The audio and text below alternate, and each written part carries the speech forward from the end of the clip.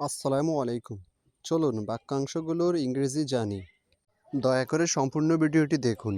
For the whole day, সারাদিন ধরে।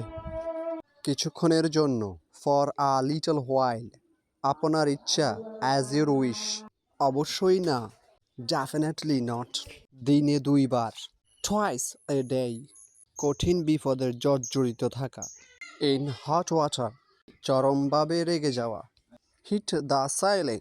Skip না করে দয়া করে সম্পূর্ণ ভিডিও দেখুন। ভিডিওটি ভালো লাগলে আমার চ্যানেলটি সাবস্ক্রাইব করুন।